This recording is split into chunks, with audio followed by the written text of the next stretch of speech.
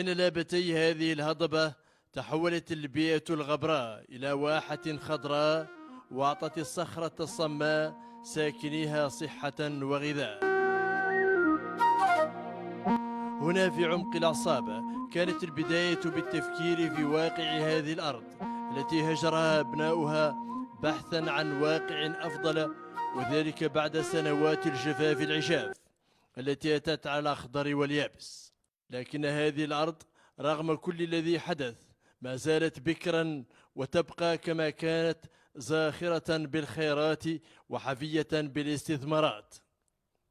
من هاجر من أهلها ومن بقي مرابطا بين حجارتها كلهم كان في الهم سواء: الارتباط والتعلق وجمع الشمل ولو بعد حين.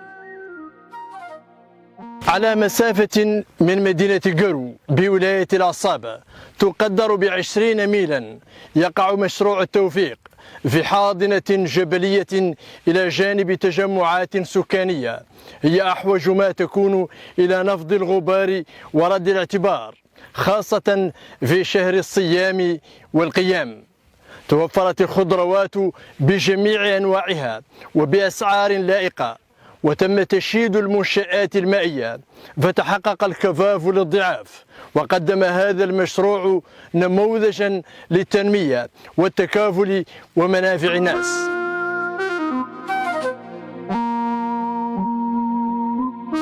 كانت هذه الواحة مهدا لهذا المواطن، وبعد جولات وصولات في الغربة دار الغصن فرجع إلى أصله وفكر في إنشاء هذه المزرعة. احنا بدأنا الفكرة كأول بداية وعلى أساس غير من نعل الوطن. إن الحقيقة شفنا ذيك الأزمة اللي خلقت في فترة كورونا، وقررنا على أن لازم يعود عندنا دور في تطوير العقليات وفي تنمية الوطن بصورة عامة والولاية بصورة خاصة. وحاولنا على أن نعدوا استثمارات كبيرة في المجال لياك نعطوا نماذج للناس كاملة اللي على كل حال عندها اهتمام بذا الوطن، لأن الوطن لن يجبر أبناء بررة عندهم إرادة حقيقية لبنيان الوطن وتطوير العقليات يقدروا يغيروا واقع التنمية على المستوى الوطني بصورة عامة وعلى مستوى الولايات بصورة خاصة. طبعا احنا جبنا أموال كثيرة الحمد لله، استثمارات اللي كانت عندنا حاولنا نحولوا منها قسم كبير هون للداخل للوطن، وحفرنا الآبار الارتوازية لأن لحقنا المناطق ياسر من أهلها بادئ يهاجر عنها على أساس أن الظروف صعبة وأن المياه السطحية ما كانت متوفرة، وحاولنا نعدلوا زراعة بطريقة حديثة. الهدف الأول هو المشاركة في تطوير العقليات، وأن المواطن الموريتاني يعود عنده دور في بنيان وطنه ويواكب الدولة، وخاصة عقب نداء رئيس الجمهورية اللي طلب من المواطنين بصورة عامة لأنهم يتجهوا شور الزراعة، وخاصة عقب الأزمة اللي خلقت على كل حال على مستوى أوكرانيا وعلى مستوى الروسي. وشفنا على أن الذي ينقال له الغذاء والتنمية بصورة عامة مادة ما عندها اكتفاء ذاتي منه، ما عندها قاع استقلال. مزرعة احتوت على العديد من المحاصيل الزراعية، ثمار يانعة ألفها الفلاحون في هذه المنطقة وأخرى جديدة بالنسبة لهم، لكنها وجدت أرضية خصبة فنمت وترعرعت وأخرجت شطأها في بادرة دالة على ما تتوفر عليه هذه الحقول من قابلية زراعية تفوق التصور وتتجاوز منطق الفلاحين المحليين. حاولنا أن نجلب عدة عينات من الأشجار المثمرة، وخاصة هذه النبتة، هذه حاجة ينقالها المراكوجا، يعدل منها عصير محلي معروفة، فاكهة معروفة، وطاعتنا نتائج ما شاء الله جيدة على أساس أن السنة الماضية طلعت مثلا ولت بحاجة والله انتين، وحالا فيها ما شاء الله مئات الحدج، ونقلعهم يوميا ويقيسوا السوق ويعدل بهم عصير محلي. عندنا طبعا البنانة، وعندنا الحمد لله المانجو، وعندنا أورانج والليمون، عندنا الزفوكاه، وعندنا الرمان الحمد لله يوكم اللي ولد ما شاء الله هو والتين. على كل حال هون عدة عينات، عدة أشكال من الأشجار المثمرة، وطلعت مولي نتائج. وعندنا العنب ولد مولي خلال 8 أشهر، وضاح ان الارض انها خصبه، واللي قال لها مده عندها استعداد انها تخدم ارضها. وهذا الحمد لله اهم شيء في النموذج، انه بدا يقنع الناس الاخرى اهل الواد والمدينه والناس اللي في الخارج، خاصه الشباب شكلنا احنا، حاولنا نقنعوهم انهم بدل من الهجره شو الخارج والتعرض للخطر مثلا في القاره الافريقيه وفي الحدود الامريكيه، ان احسن يستثمروا في وطنهم ويعود عندهم دور في تطوير التنميه المحليه، وان الدوله مهمه عندها واكيد انها دور تواكبه، خاصه في ظل اهتمام الحكومه وخطاب فخامه رئيس الجمهوريه على ان الشباب يختاروهم يتجهوا للتنميه المحليه ويعدلوا نماذج، وان الدوله دور تواكبهم من المشاريع التنمويه.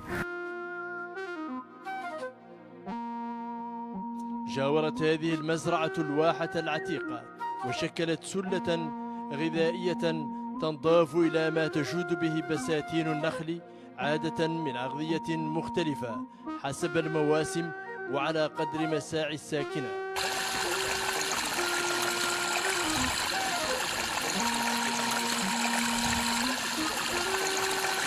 توفر المياه الجوفية وتشييد آبار لضخها صوب المزارع ومنابت النخيل هو الضامن الأكيد لما يعد به هذا المشروع من وفرة وتمدد، ومن استقطاب متزايد لتوافد مزيد من الساكنين والعائدين إلى مساقط الروس التي ألفوها وأحبوها وتمنوا قضاء أجمل الأوقات في رحابها وضواحيها، مستمتعين بما حوله من كدى وربا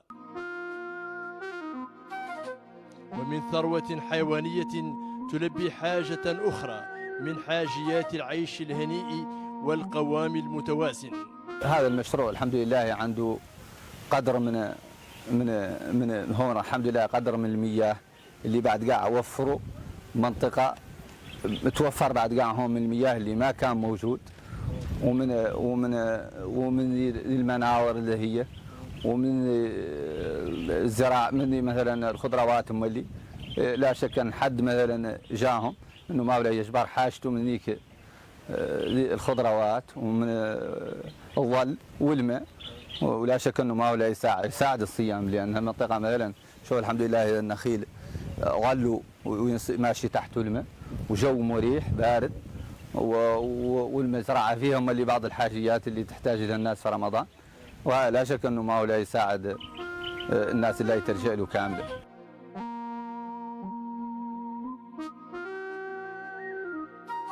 ارتبط هذا الرجل بأرضه فجلب لها من عينات الزرع وأنواع الأشجار المثمرة ما حول وجهها إلى واحة فيحاء وملامح نضرة، ولعل المستقبل يحمل المزيد من الجديد المفيد، خاصة إذا ما توسعت المزرعة وأثبتت الأرض جدارتها بالبذر والاستصلاح. الحمد لله تفاجئنا ان ارضنا الحمد لله انها ارض خصبه، واللي قال لها مدها ما تشتغل، خاصه ان احنا قبلنا بعض من النماذج من الاشجار المثمره اللي انت شفتها السنه الماضيه الواحده تعطي انتاج بسيط، والعام يدوبل بنسبه تقريبا بنسبه كبيره حتى جدا الى اقصى درجه. بالنسبه لانتاج الخضروات، انتاج الخضروات بصوره عامه طعنا ما شاء الله نتائج مبشره بخير الحمد لله ومشجعه. وفعلا بدأ البداة الرحل يلقون عصي الترحال أرضا ويجاورون الماء والبساتين، بل يشترون المساحات ويستصلحونها حبا للوفرة الغذائية في قادم الأيام، وذلك بعد أن اخضر الأفق وصوح النبت وانساب الماء الزلال. اليوم مطمئنين الحمد لله بأن الخير خلق، حد شي تقال يدور يجبر الخير. أنا ورك متبارك مع نخلنا زرع إن شاء الله، وندور نحرث إذا خلاني مولا. زريبتي كاطهم اليوم التنهانة بيدي ما دركريت الحمد لله، ونقلع ورك عندي فات 20 نخلة إلى هنا قرست، ونتابع العمل. على مقربة من هذه المزرعة قامت أحياء سكنية فوجدت لهذا الجوار أكثر من فائدة. بابي فؤاد بقرفة من انتشاء إلى حالا، وكان منطقة واحات، ومن التأزم الأمطار خلقت فيه عجز ماء سطحي تهربط عن الناس، والله مات ياسر من الواحات، واللي ما مات استدبر إذا نعت الناس حكما ما تستفاد منه. وهرك عدل فيها جزا الله خيرا أحمد تاح فرصة عدل هو مشروع عملي كمات، وفيه لبصل وفيه كاروت وفيه انواع الخضره على كلها، وفيه الاشجار وحنا ذي الواحة اللي في انتظار المشروع اللي فات عاد فيه العمل، وانت باش من الواحات وراه وعد الشكايات شجعنا بعض من الناس. نصبوا في رمضان لا نعود عندنا وقت عود عندنا اللبن، وخلوه لي نعود الليل نفطروا به، مرة نجبروا اللحم، مرة نجبروا دلقاء ونشئ، مرة نعدلوه بالزرع، مرة نعدلوه بالقمح. وفترة الخريف نعدلوا زراعة الحريث، وفترة كيف الطارق والياسمين اللي هي الروز هون نعدلوا زراعة الخضرة.